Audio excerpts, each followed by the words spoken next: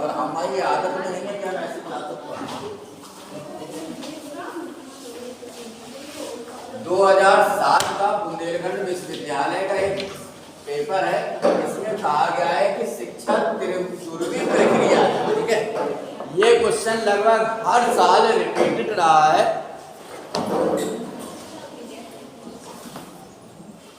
इसमें क्वेश्चन आया है कि डीवी ने शिक्षा को एक ध्रुवीय प्रक्रिया माना है, आप कितना सहमत हैं, ठीक।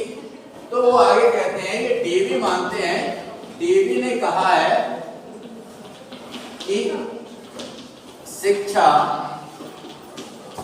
एक त्रिध्रुवीय प्रक्रिया है, ठीक। अब ये 5 नंबर में आया है क्वेश्चन, ठीक है। 5 नंबर में ये क्वेश्चन आया है, लगभग ये हर साल रिपीट हो रहा है। या तो ये आएगा, त्रिध्रुवी आएगा, या ध्रुवीय आएगा, ठीक। अब यहाँ त्रिध्रुवीय प्रक्रिया के बारे में अगर हम चलें तो शिक्षा में आपको हमने 2 ट्रायंगल बताए थे। एक में स्टूडेंट है, एक में टीचर है, एक में सिलेबस है, ठीक। एक में स्टूडेंट है, एक में टीचर है, एक में सोसाइटी है, ठीक। अब यहाँ पर आपको एक चीज और निकल के बाहर लानी है कि यहाँ पर शिक्षा के जो 3 ध्रुव हैं, ये शिक्षा के जो 3 ध्रुव हैं, उन 3 ध्रुवों में 3 चर भी हैं। अगर आप पढ़ाना चाहते हैं समय तो यहाँ पर एक है स्टूडेंट आश्रित चर, एक है स्वतंत्र चर और एक है उभयचर, ठीक है। जैसे एनवायरनमेंट, सोसाइटी वगैरह कोई प्रभाव नहीं है, लेकिन अगर यहाँ डीजे बजने लगे तो सकता हूँ। तो यहाँ पर डीवी ने ये त्रिध्रुवीय प्रक्रिया माना है। सीधा लिखना आपको प्रारंभ करेंगे आप कि डीवी शिक्षा को त्रिध्रुवीय प्रक्रिया मानते हैं। शिक्षा के 3 ध्रुव, ये ट्रायंगल आप बना लेंगे 3 ध्रुव में, एक शिक्षक है, एक शिक्षार्थी है और एक पाठचर्या है, दूसरा शिक्षक है, शिक्षा दूसरा ट्रायंगल में, और शिक्षक है, शिक्षार्थी और सोसाइटी है। तो यहाँ पर शिक्षक जो है और शिक्षार्थी है और पाठ्यक्रम है, ठीक है। और पाठ्यक्रम का संबंध किससे है? समाज से है। तो सही नहीं है। हाँ, 5 नंबर बहुत बार आया है, लगभग रिपीटेड रहा है हर साल पुराने पेपर। तो यहाँ पर आपको पहले आए शिक्षक, दूसरे शिक्षार्थी, तीसरे पाठ्यक्रम। शिक्षक वो है जिसका प्रभाव किस पर पड़ रहा है? शिक्षार्थी पर पड़ रहा है। शिक्षार्थी पर प्रभाव पड़ रहा है। अब प्रभाव शिक्षक किस आधार पर डाला है? पाठ्यक्रम के आधार पर डाला है, जो उसके उद्देश्य से निर्धारित है। जैसा हमारा उद्देश्य होगा वैसे पाठ्यक्रम निर्धारित होगा। ऐसे हमें ये 1 पेज लिखना है, 1 पेज, 1.5 पेज, 2 पेज, इसको हमें मैक्सिमम 2 पेज तक ले जाना है, 2 से ज़्यादा नहीं करना है। अगर हमने ये ट्रायंगल बना दिए और इनको सही से लिख दिया तो आपको एक ही पेज में वो आपको 3 नंबर दे सकता है। देना अगर चाहे तो आपको मान के चलो ये हम नहीं कर पाए, तो अगर आपने आधा पेज भी इसका लिख मारा, ठीक है, तो भी आपको 2 नंबर 2.5 नंबर से बना दिया, तो उसके 3 आराम से। अगर मान के चलो कि यहाँ पर वो कहता है कि शिक्षा एक द्विध्रुवीय प्रक्रिया है, तो द्विध्रुवीय प्रक्रिया में ये एडम्स ने कहा था, ठीक है। एडम्स ये मानता है कि शिक्षा एक द्विध्रुवीय प्रक्रिया है। यहाँ पर हम एजुकेशन सिस्टम में जब चल रहे थे तो जो डीवी है तो 20वीं शताब्दी के है, ठीक है। और एडम्स की तरफ अगर हम चले तो एडम्स उससे पहले का। अब यहाँ पर एडम्स यहाँ पर पहले प्रक्रिया थी, क्या थी कि शिक्षक जॉन को लैटिन पढ़ाता है। शिक्षक जॉन को लैटिन पढ़ाता है। अब यहाँ पर कौन पढ़ा रहा है? शिक्षक पढ़ा रहा है। यहाँ पर एक है शिक्षक और दूसरा है शिक्षार्थी। तो यहाँ पर पहले एजुकेशन सिस्टम जो था, विद्यालय नहीं थे, और एजुकेशन सिस्टम कहाँ चल रहा था? खुले आकाश के नीचे चल रहा था। वहां पर एक शिक्षक था और एक शिक्षार्थी था। तो यहाँ पर प्राचीन क्या थी? शिक्षक जॉन को लेकर पढ़ा रहा है। शिक्षक पूरी यहाँ पर जो केंद्र बिंदु था वो शिक्षक था, ठीक है। एजुकेशन सिस्टम का जो केंद्र बिंदु था वो पूरी तरह से शिक्षक था, इसलिए शिक्षक अपने अकॉर्डिंग शिक्षार्थी को पढ़ा रहा है। यहाँ दो ध्रुव थे, ये आप अपने कोट कर सकते हैं। एडम्स का जब आएगा तो आपकी शिक्षा दो ध्रुवीय प्रक्रिया बताइए, तो आप लिखेंगे कि एडम्स के अनुसार शिक्षा दो ध्रुवीय प्रक्रिया। एडम्स ने बताया है कि शिक्षक और शिक्षार्थी दो ध्रुव है। एडम्स शिक्षक को प्रमुखता प्रदान करते हैं। वो कहते हैं कि अब हम ये कोट करेंगे कि प्राचीन जो परंपरा है वो कहती है शिक्षक जॉन को लैटिन पढ़ाता है, अर्थात शिक्षक यहाँ पर प्रमुख है और शिक्षक का प्रभाव किस पर पड़ रहा है? जॉन नामक शिक्षार्थी पर। अब यहाँ पर जो पढ़ा रहा है वो लैटिन है, ठीक। अब यहाँ देखिए शिक्षक ये मूल है, तो इसलिए शिक्षक और शिक्षार्थी यहाँ पर दो लोग हैं जिन्होंने सोसाइटी वगैरह को नहीं रखा है। ऐसे ये आपको टिकट जो है ये आपको बना देनी है। इसमें एक शिक्षक रखना है, एक शिक्षार्थी के शिक्षक का सीधा प्रभाव शिक्षार्थी पर रहा है। यहाँ पर शिक्षार्थी केंद्रित नहीं है, जबकि हम जब डीबी में चले गए थे तो स्टूडेंट जो है चाइल्ड सेंटर्ड है ना, यहाँ चाइल्ड सेंटर्ड, ठीक।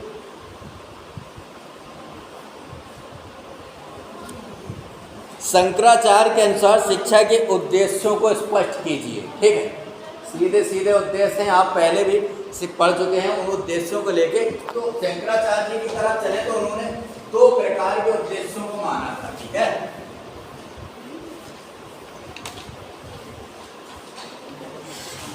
उद्देश्यों को कैसे माना शंकराचार्य जी ने? एक उन्होंने सामान्य उद्देश्य रखे थे भौतिक जीवन के, और दूसरा उन्होंने परमार्थिक उद्देश्य रखे थे, ठीक है। तो आप इसको डिवाइड कर सकते हैं। वैसे डिवाइड करने की यहाँ जरूरत, सीधा हम लिखेंगे उद्देश्यों की तुलना जब हमें करना है तो उद्देश्यों को रखने की जरूरत नहीं है, ठीक है। सबसे पहले बालक का शरीर होता है, शरीर में एक आत्मा है और मस्तिष्क है, और कुछ है क्या? तो यहाँ पर सीधे आपने डाला कि शारीरिक विकास का उद्देश्य। शंकराचार्य की शारीरिक विकास, भौतिक विकास की बात करते हैं। भौतिक विकास का उद्देश्य सामान्य उद्देश्य। भौतिक विकास को आपने सीधा हेडिंग डाला कि आदि शंकराचार्य जी के अनुसार शिक्षा के उद्देश्य निम्नलिखित है। नंबर 1, 5 लिखना है आपको, 5 हेडिंग डालनी है। 2 पेज में, 1.5 पेज में 1 तक ले जा सकते हैं, 2 तक ले जा सकते हैं, 1। अब वो टाइम के ऊपर डिपेंड करता है, ठीक। अब शारीरिक विकास को जितना आप हेडिंग बढ़ाएंगे उतना डाटा कम होगा, जितना हेडिंग कम होगी उतना डाटा ज्यादा होगा। तो शारीरिक विकास का उद्देश्य। दूसरा आपने लिख दिया मानसिक विकास का उद्देश्य, ठीक, मानसिक एवं बौद्धिक विकास का उद्देश्य। फिर तीसरा आपने व्यवसायिक विकास का उद्देश्य। अब भाई हम पढ़े लिखे जाएंगे तो कुछ खर्चा पानी भी चाहिए। अब हमने खर्चा पानी प्राप्त कर लिया, और खर्चा पानी प्राप्त करने के लिए समाज में हमारा कोई स्थान हो तो चारित्रिक या सामाजिक विकास कर सकते हैं, ठीक है। चारित्रिक, नैतिक एवं चारित्रिक विकास को भी 5 ही लिखना है। अब एक हमने इसमें से परमार्थिक जोड़ दिया, ठीक। मनुष्य जीवन का अंतिम उद्देश्य मुक्ति है, यानी कि आध्यात्मिक विकास का उद्देश्य, ठीक। क्योंकि यहाँ 3 ये फिगर आपको अगर याद रहेगी तो मस्तिष्क में, जिन्होंने लेक्चर सुना होगा, जब अभी पता नहीं, जब आप पेपर देंगे तब ये लेक्चर मिलेगा, तब आपको, क्योंकि ये डिस्टर्ब नहीं होगा है। अन्यथा रटा हुआ डाटा ज़्यादा देर तक रहेगा नहीं, क्योंकि मस्तिष्क की स्थिति क्या होगी कि मस्तिष्क में ये होते हैं 3 भाग, चेतन, अर्धचेतन और अचेतन, ठीक।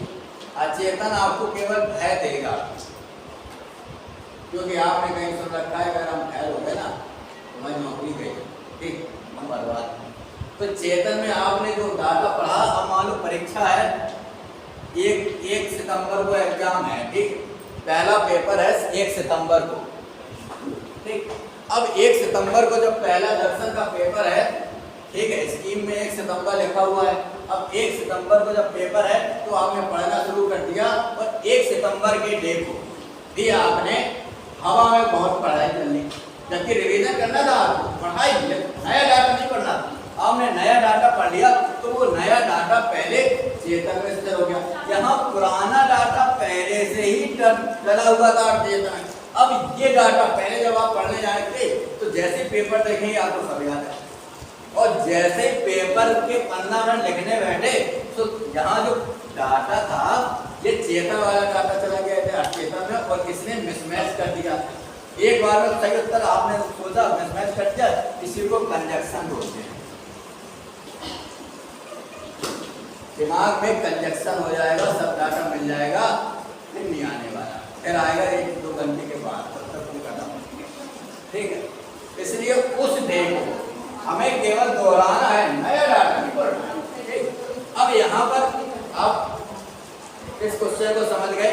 ठीक है, अब आगे चलते हैं। ये तीसरा क्वेश्चन है, प्रयोजनवाद के अनुसार शिक्षण विधियों की विवेचना कीजिए। सब ये शॉर्ट में चल रहे हैं 5 नंबर। ठीक, प्रयोजनवाद के अनुसार शिक्षण विधियों की विवेचना कीजिए।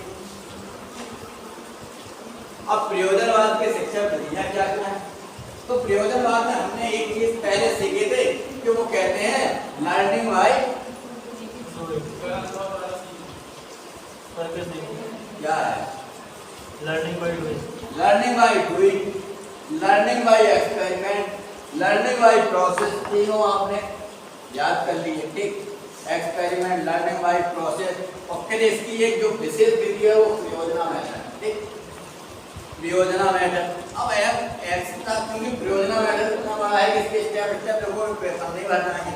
अब इस पर फिर भी शॉर्टकट में करते हुए आप चाहें तो समस्या समाधान तक कर सकते हैं, योगात्मक विधि का प्रयोग कर सकते हैं। ठीक है, क्योंकि विधियों पर प्रयोजनवाद का बहुत फर्क है, तो ऐसे विधियों को लिख सकते हैं। ठीक, सीधा सीधा क्वेश्चन है, कहीं कोई समस्या नहीं। गांधी जी के अनुसार बेसिक शिक्षा के प्रमुख सिद्धांतों की व्याख्या कीजिए। ये क्वेश्चन थोड़ा सा ऐसा लग रहा है कि जैसे हमने कम पढ़ा है। ठीक,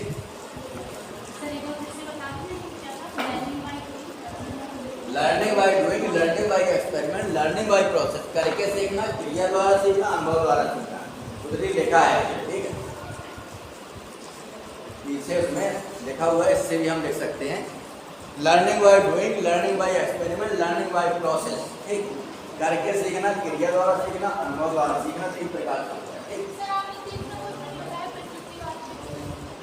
हम 2007, तुम कौन सा पेपर देख रहे हैं? हाँ, सॉरी, प्रकृतिवाद के विभिन्न रूपों की व्याख्या कीजिए। ये क्वेश्चन भूल गए, प्रकृतिवाद के रूपों की व्याख्या करने के लिए वो बोला है, तो हम प्रकृतिवाद के रूपों की बात कर रहे थे। और प्रकृतिवाद में अगर हम रूपों को देखें तो एक था जैविक, जीव विज्ञानवाद में, एक था यांत्रिक, और एक भौतिक था परमाणुवाद वाला। परमाणुवाद वाला क्या था? भौतिक। एक परमाणुवाद वाला भौतिक था जिसमें डाल्टन वगैरह का मत था कि उन्होंने कहा कि संसार बहुत सारे चित्रबिंबों से बना है, परमाणु से बना है, इसलिए परमाणु, तो ये भौतिक विज्ञानवादी प्रकृतिवाद हो गया। उन्होंने कहा कि शरीर हमारा जो है वो शरीर पूरे मशीन की तरह से है, सब चीजें मशीन की तरह से, जैसे मशीन काम करती है ऐसे हमारा शरीर काम करता है, पूरा संसार एक यंत्र की तरह काम कर रहा है, इसलिए याद रखें। जीव विज्ञानवादी डार्विन से संबंधित है, वो कहते हैं कि संसार जो है वो जीव विज्ञानवादी मनुष्य को टॉप पर रखने की कोशिश करते हैं, इसलिए ये जीव विज्ञानवादी या जैविक वगैरह। ऐसे इन तीनों के बारे में लिखना है, ऐसा नहीं है